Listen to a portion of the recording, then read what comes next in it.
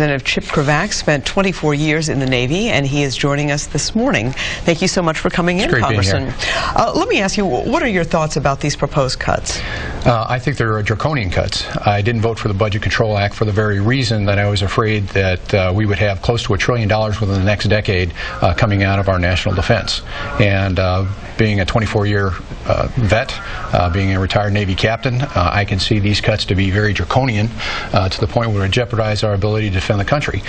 We've always gone with a two-theater war concept, meaning that we would be able to fight in two theaters if anything would happen. Right now, we're basically going to be able to do a one-theater war and cross your fingers on hopefully nothing else happens. This is very concerning to me, especially when we see, as a member of Homeland Security, I see the threats. The threats are varied, and from everything from cyber warfare to possibly Iran getting a nuclear weapon, being able to put that on a missile and shutting down the Strait of Hormuz. What if that occurs and then they're working with China and China decides to blockade Taiwan? Now what do we do? In terms of domestic policy, I think the thing you've gotten the most publicity on in your time in Congress is your stand on economic issues, and specifically the debt ceiling. Yes. You voted against extending the debt ceiling back over the summer. You also were one of the Republicans who was opposed to that, initially opposed to that 2-month extension of the payroll tax cut. You ended up voting it down, then voting along with other Republicans to agree to it. This is all going to come up in just a matter of weeks again. What about it? I mean, what's going to happen? Unfortunately, this administration goes from crisis to crisis. What we're trying to do is have a long-term tax holiday for a year, go ahead and give unemployment insurance for a year, and also one of the major portions that we're not talking about right now is we're talking about the bill that we proposed over to the Senate had a 2-year doc fix for our seniors, and that's not being talked about, and that is one of the main things that protecting our seniors as well. We have to quit robbing the Social Security Trust Fund. It's the bottom line. But that's why Republicans, including yourself, were initially concerned about supporting an extension of the payroll tax cut. Well, what we did is you folks were against it. We wanted offsets. We've increased spending by 24% within the last 2 years. We wanted to cut back on that spending and making sure that those offsets go directly into the Social Security Trust Fund to replenish the Social Security Trust Fund. Their proposal to creating fees in the housing market, which is going to decrease the construction that's already completely hindered already in our housing markets.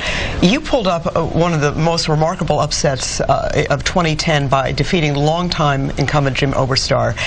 You're running for re-election 2012. You have no idea what your district is going to look like because of redistricting. The new boundaries will come in just a few weeks. How do you deal with that? I mean, what is that like? It's like playing golf. Okay. Yeah, I'm going to have to play the ball where it lies. Until that happens, I'm going to continue fighting for the 8th District of Minnesota. This is your current district. We have no idea what it's going to look like in the future. Well, I'm just going to keep on fighting for the 8th District of Minnesota, keep on pushing jobs in the 8th District, keep on mining going, keep timber going. 8th District of Minnesota is timber, taconite, and tourism.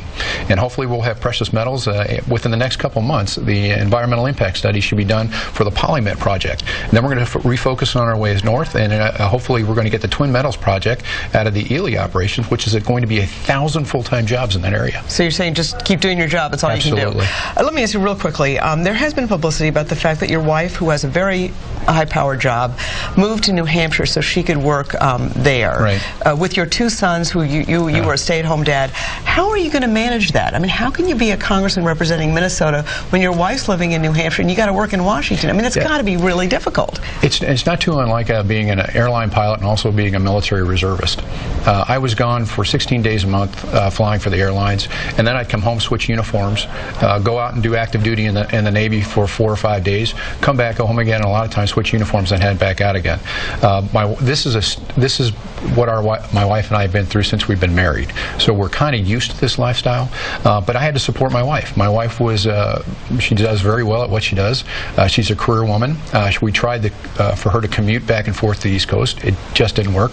Our kids suffered for that, and we decided, you know what, we're parents first, our children come first, and we're going to do what's in the best interest of our children. And hopefully people understand that. If they don't, then there's probably a couple other issues they're not going to agree with me with it as well. All right. Well, Congressman Chip Cravaack, a pleasure. Thank you so much for coming in. Great being here. Thank you. We appreciate it. All right.